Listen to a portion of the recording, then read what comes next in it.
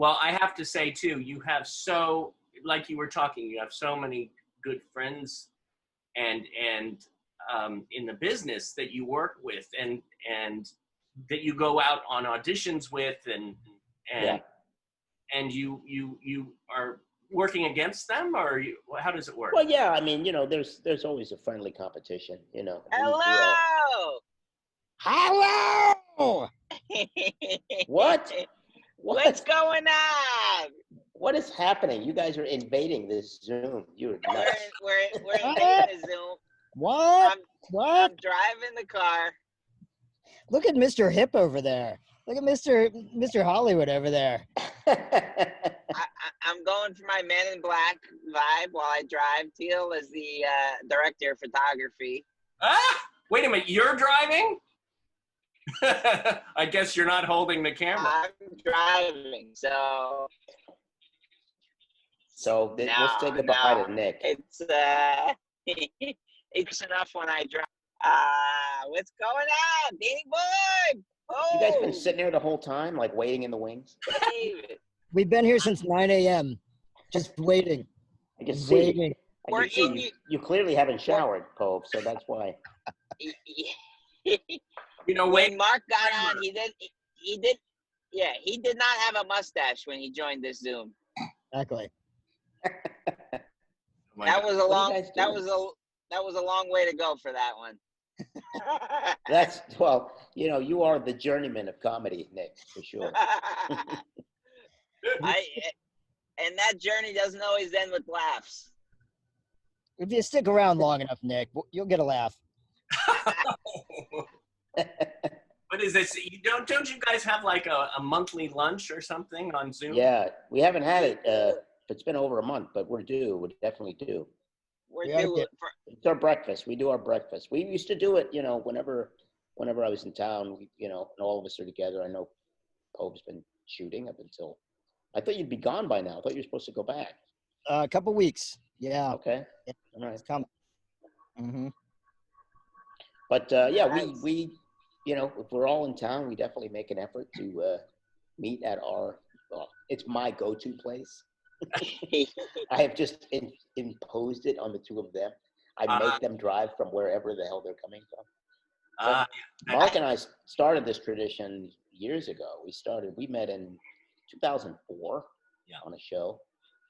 And 2004. So we started doing that. He started coming over to the Starbucks over in Studio City. We used to hang out there, and Mark would bring his boy Keaton, and he would basically give Keaton a muffin, and he would be entertained for an hour and a half. 2 hours the later, most amazing thing. Keaton was the most easy kid. You're like, here's a rock, Keaton, play with this for an hour, and he would be fine. Apparently he wasn't too bright, but he was a cute kid. Yeah, he had the mind of a crow. You just wave some shiny objects in front of him. Oh my God! Apple doesn't fall far. How many films did you work together on, or TV shows? Well, we did that one show, and then we did Mirror Mirror together, Pove and I. And then we did Happy-ish. Happy-ish, right? And we've done at least 2 commercials together, if not more, right? Oh yeah, you were on the Burger King spot. Yeah. You had the funniest bit in that, I thought. Just this like total deadbeat. I don't know. You're like totally high. And you're operating a heavy machine, and you're like, okay, I think it's just one line and whatever it was, and it was just very funny to me. So that's what. What was the other commercial? He's a good forklift. A forklift. Yeah. And then Nick and I worked on 4 movies together, right? All the Puppy Buddy movies. That's right. Is that where you met on the set? Yeah, Nick. Yeah. He was just a wee lad of 25 years of age, and exploring the girls on set back then. Hello. Having his I got earbuds. I got it. Having his after lunch constitutional in his trailer. I'd be sitting there She's sitting there changing, and all of a sudden the trailer's moving around like this. I don't know what's happening. Nick is busy. We gotta find out about these stories one day in your book. Yeah, you'll have to talk to Nick about that one. I'll drink to that. So gosh. Man. So what's for the future? What's next? Well, I don't know who you're talking to at this point. Yeah. Another drink. Well, the immediate future is I'm working with Terry Hartman Squire and Maysoon Zayed on another ADA program. It'll be an hour-long show, and that's going to occur during National Disability Employment Awareness Month, October. So we're putting all that together now. That's great. Well, Yeah. that was such a good show. I mean, it was, and boy, did you like, I mean, you were like this glue that it's like, oh, there's Danny. It's great. You made it just shine. And he was in his bathtub too. Yeah. Remember? We run a clean show here. We run a clean show. I keep seeing love Teal's that. hand, so I know Teal's like telling you how to drive. I just keep seeing her hand pop in the frame.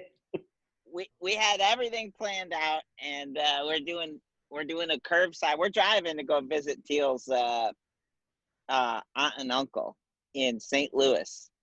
So we're in the middle of Illinois right now. Oh, wow. These two have been just touring the country. They might as well be. Teal, say hi.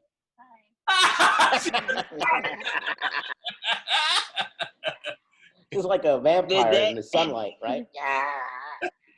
That's her reaction to Nick most of the time. Yeah, that's the same reaction with say hi is also hey Teal, good morning. It's been a very early start for us, so we're yeah. You're tired. we're tired. All right. We're in the final Be careful, stretch. you guys. Yeah, All right, we will. Yeah, mask up there. yeah, definitely. I know. Well, we definitely are. We're changing cars, but I'm not driving cars? anymore. What do you have, like a getaway No. car? I'm dressed they're for on it. the run. They're on the run.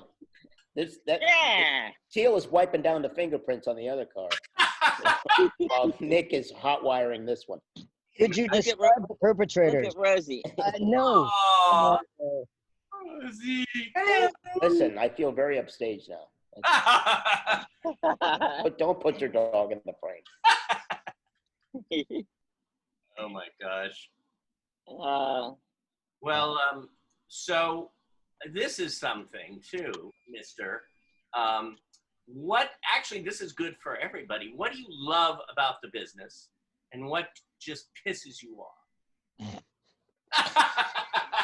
Wow. Questions like these. We only have 15 more minutes, David. Yeah, how long is this Zoom call? Good We have Lord. 16 minutes and 20 seconds. Well, I'll tell you one thing I do love is establishing bonds with certain people over the years.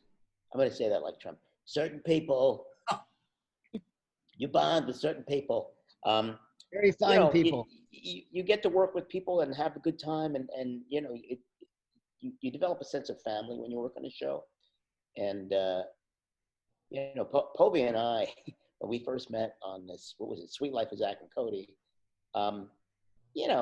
we were these just ridiculous characters. We were these brother aliens, and Blip and Blop. To this day, neither one of us knows who was Blip and who was Blop. No clue. And we had such a brotherly bond on that show. Mark's character being more subservient to my abrasive older brother character. Actually, incidentally, I want to tell the story because Mark and I almost worked on another show together. We both got booked for this show. I can't remember the name of it. Do you remember the name of it? No idea. But I go in for the father of this son, and I'm visiting him in the hospital, and I forget what happened. Anyway, have this great scene. I'm tearing up. I do a great audition. I book the job. Povey on the other end, he has to do his audition. He plays the son. So I play the father. We're like 6 years apart, I think. And I was like, so wait a minute. Who did you cast as my son? Are you freaking kidding me?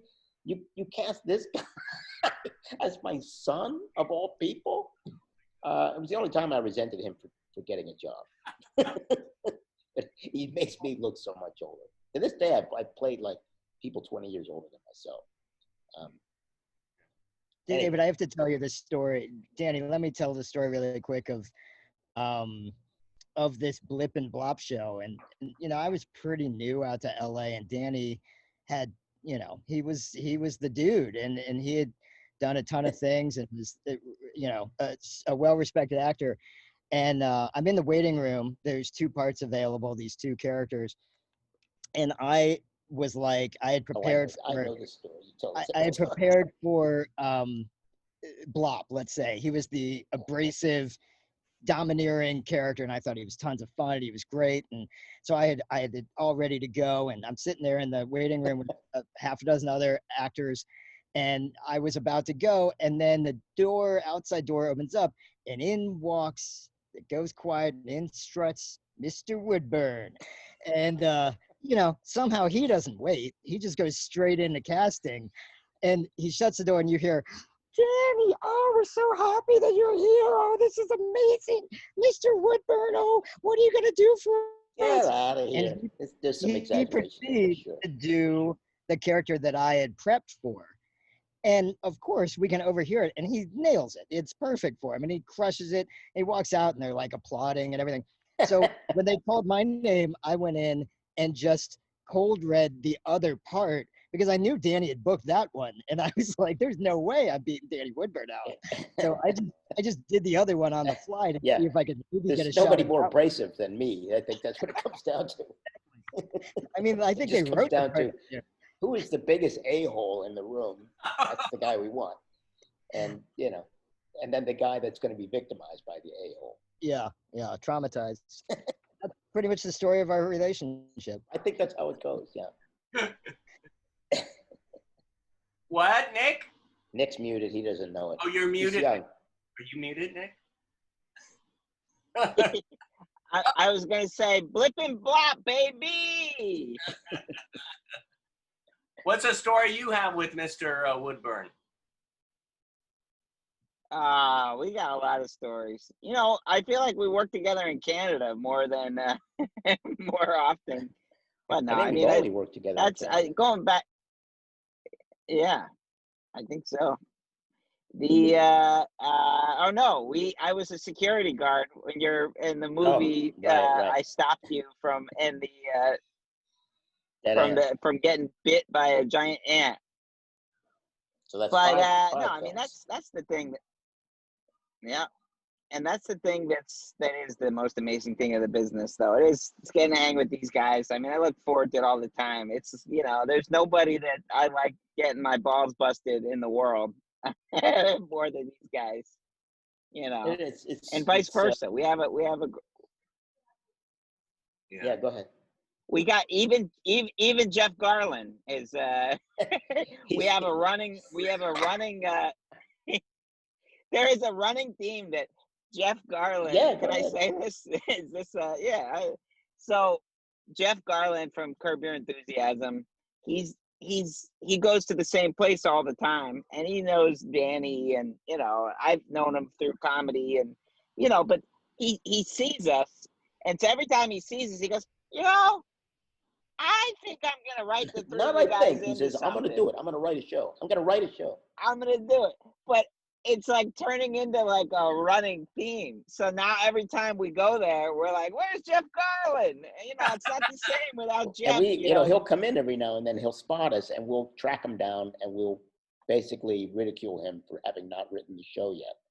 So we spend like 5 minutes breaking his balls for not doing what he said he was going to do. And he always says, no, I'm serious. I never go back on my word. I always do this sort of thing. All we do is just go after him for not writing the show yet. He might surprise but you. It's hilarious because we run. He might be doing it right now during the quarantine. Hey, I'll Did he freeze? I'm in. I'm ready. Back. I'm in that. Right. Well, thank you guys for like popping in today. It was I feel like this is like the I'm about to go into the old age home. You guys have showed up, and you're like, I knew Danny back when, and we're sorry to see him go. Oh, This You know, is your it's place, Danny Woodburn. it is either that or it's that we're gonna give you this like big award and you're on TV, but we forgot to give you that big thing. Like, hey, we got a big check for you. Wait a minute. You know what? Actually, The numbers are small, but the check itself is huge. it's a big check. Big. Nick, you left it in your other car. You left it in the car back there. You left it in the getaway car. You know what's hilarious? I do actually have a giant whiteboard back there that almost could pass as a check, but it's not. now I want to know how many cars you're gonna go through during this trip. I'm just so tired. I stopped driving. Teal's starting to drive, but we may end up stealing another car if we have to.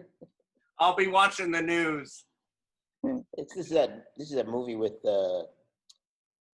it's that Oliver Stone film. What is it called? With the couple that's traveling across the country in a murder spree.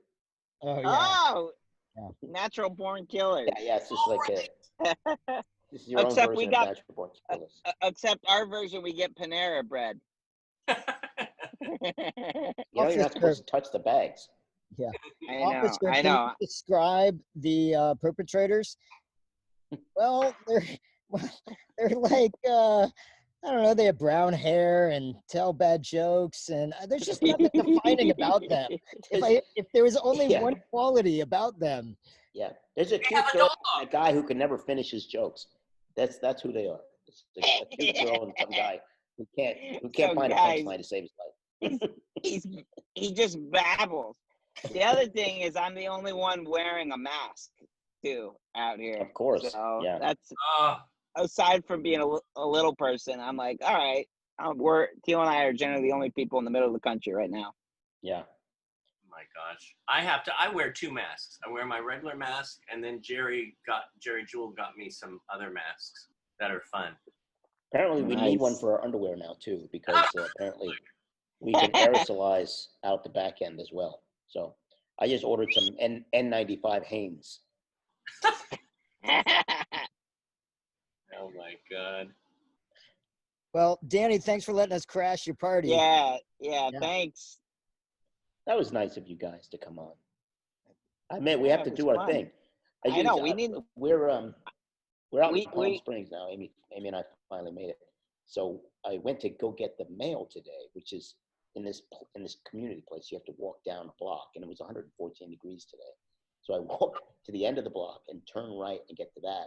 And I was like, I'm not going to make it back. I'm just not going to make it back to the house. There's no way. There's no air. No. I said, I get to the mailbox, and they're numbered. They don't have the house number on it. They just have numbers on them. So I'm like trying every mailbox desperately because I want to get out of the sun because it's just brutal. So I'm trying every mailbox desperately, and I finally found it. But I was like, yeah. I told the guy who rented from it, I had to put the camel down halfway through the journey back. It's got a weird thing that just happened. I don't know what that was. Anyway. All right. Well, good seeing you, buddy. Good seeing you. That could not have been a more sarcastic buddy. You're like, yeah, good to see you, buddy. Thanks a lot, pal. It sounds like Poe's gonna send you a bill on that one. He's like, all right, buddy. Yeah, the bill's in the mail. Yeah, this has been fun. Thanks. I just want you to walk out in 100-degree heat again and go to the mail. Yeah. I thought that story was going to go somewhere, but I started to channel Nick somewhere through it. Yeah. Hey, I got a couple more dead end stories if you need. I got I love you guys. Danny boy! Danny! All right. Well, thank you guys for coming. Love brothers. Love you, I'll Dub. see you soon. Goodbye.